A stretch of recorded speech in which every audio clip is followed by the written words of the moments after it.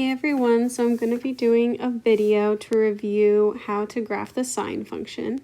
I'm going to do one problem on graphing from an equation and then one example of writing an equation from a graph. So to start, looking at our equation, we have for problem 1, 4 minus 3 times sine of 4.5 times t. So I start with finding my amplitude, and my amplitude is always the number in front of sine, which is 3. Now the amplitude is we always think of the amplitude as a positive number, even though there's a negative sign in front of the 3. The amplitude is just telling us how far from the midline we're going to go above the midline, and then how far below the midline we're going to go. So when we graph, so we really just look at the amplitude as positive. The negative in front will tell us what direction our graph should go in to start. So we're not really going to pay much attention to the negative sign until we actually get to the part where we're plotting our points and graphing. So our amplitude is 3. Our midline is the number being added or subtracted from sine. So in this case, positive 4. Okay, again, don't pay attention to the negative after the 4. There's not a negative in front of the 4, so that means the midline is positive 4. The negative sign just tells us a little bit about what our graph will look like later. The maximum is always the midline plus the amplitude. So 4 plus 3 gives us a maximum of 7. Okay, so again, if you want to start thinking about how the graph would look, we know that it's going to be going up to a maximum and down to a minimum, like this, with our midline in the middle.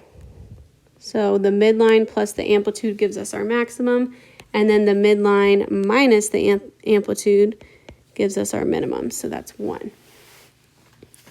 Now to find our period, this is where we use the number that's with t, which is 4.5. So the period isn't 4.5 exactly. We find the period by taking the total number of degrees in the circle and dividing by the number with t. So the total number of degrees in a circle is 360, and then we divide that by the 4.5. We can think, like, if we're thinking about how a Ferris wheel moves, the 4.5 is kind of like the degrees per second. And so to find how long it takes to do a whole cycle, we take the degrees and divide by the degrees per second. And the period is going to tell us how long it takes us to do a full rotation around the circle. So you're going to need a calculator probably. So 360 divided by 4.5 gives me 80.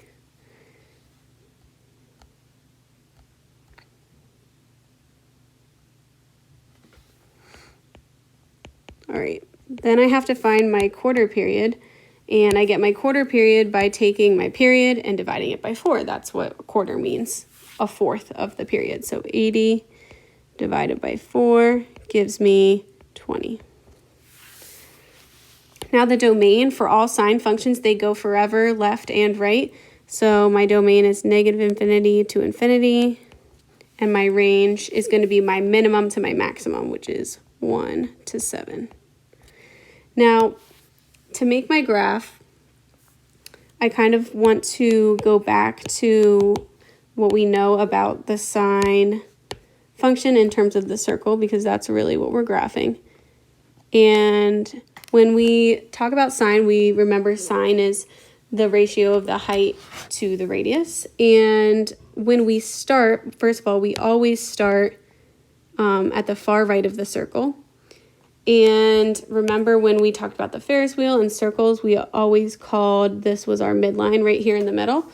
So we know that when we start rotating around the circle at the far right, our sine function is at the midline, because the height at the far right is exactly at the midline. So that means that when I'm graphing, my very first point is going to be at the midline. So it would help to start by graphing the midline.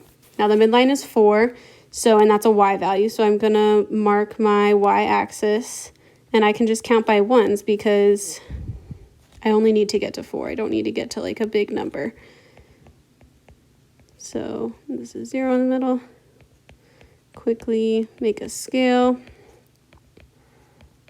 And then I'm going to draw my midline at 4 so that I remember my graph is going to be centered at the midline because it's the middle.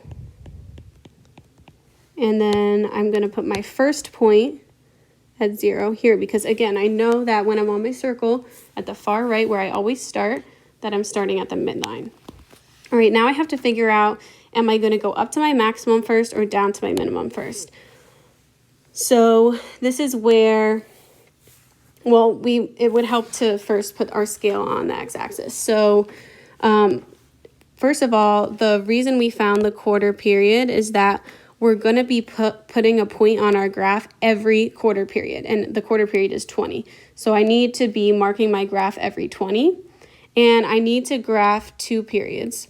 So I should probably figure out how much 2 periods is. Well, if 1 period is 80, then 2 periods is going to be 80 times 2, which is 160. So I need to make sure that I get at least to 160. And again, I'm going to put a point every 20. So I'm going to count by 20s, but I'm going to go on every other mark, and that should get me to 160. And if you're doing this on your own, it's okay if you like make a mistake the first time. I'm going to go past 160, which is also fine as long as I'm getting at least the 2 periods on here. All right. So now we have this, we can't forget about this negative sign. That's going to tell us that instead of going clockwise around the circle, which is what we normally do, we're going to go counterclockwise. That's what the negative tells us. The negative tells us to go in the opposite direction, to go down first. So if I go down first, I'm going to get to my minimum first. My minimum is here, and on my graph, my minimum is 1. So at 20, my first point's going to be at 1 because that's my minimum. And I'm just going to make a little mark here. Here's my minimum, and here's my maximum, so we don't forget. All right. Then if I think about how I keep going around the circle, the next point I get to another quarter of the way around the circle is back to the midline. So at 40, I'm going to be back to the midline. Then if I keep going, now I'm at the maximum on my circle, which is 7 in this case. So at 60, another quarter period, I'm going to be at 7. Again, if I keep going, I end up back at the midline. So at 80, I'm going to be at the midline. Now, as you can see, we just went 1 full rotation around the circle, so I have 1 period. Now, to graph I'm going to fix that. To graph 1 more period, I just repeat what I just did. So I'm going to go down first to the minimum, then back to the midline, to the maximum, back to the midline, and then that's my second period. And if you want, you can, draw another period if you want, but you only have to do 2 periods. So I'm just going to do 2. All right, let's go on to example 2, which is writing an equation based on a given graph. So the first thing that's always kind of the easiest thing to find on the graph is the midline because it's the middle part of the graph. So I can see that, again, I know my graph at 0 is supposed to start at the midline. So my midline must be here, which is at -4. Oh, that's not my amplitude, that's my midline. All right. My amplitude is how far above or below I'm going to get to the maximum or the minimum from the midline. So I need to figure out how far is it from the midline to the maximum. I see that it's counting by 2s here. So I'm going 2, 4, 6, 8, 10. You can also look down here if you want. 6, 8, 10. It's 10 to get to the minimum. So my amplitude is 10, and the amplitude is always positive. All right, the maximum is going to be the highest point on the graph, which is 8, and the minimum is the lowest point, which is -14. The period is how long it takes to do a full cycle. And the way I always remember it is a full cycle means I need to hit the maximum once and the minimum once and then get back to the midline. So this is my period, and I have to look at the x-axis and see that I'm going from 0 to 120, so my period is 120. My domain, of course, is -infinity to infinity, and my range is the minimum to the maximum, which is -14 to 8. Now, last I need to write my equation, so I'm going to start with y equals. So I always start with my amplitude, but I need to figure out if I need a negative sign in front of my amplitude. Looking at my graph, I see that it starts at the midline and goes up first. So if it's going up first, that means my amplitude's going to be positive, or there's no negative sign in front of it. And the amplitude multiplies by sine. Now, I know that x goes in the parentheses, but there's a number that goes next to x. And you might be thinking that you need to put the period here, but that's wrong.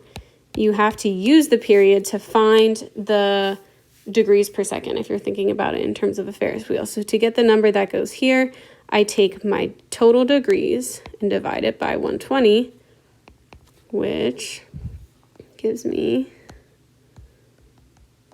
3. So the 3 goes here.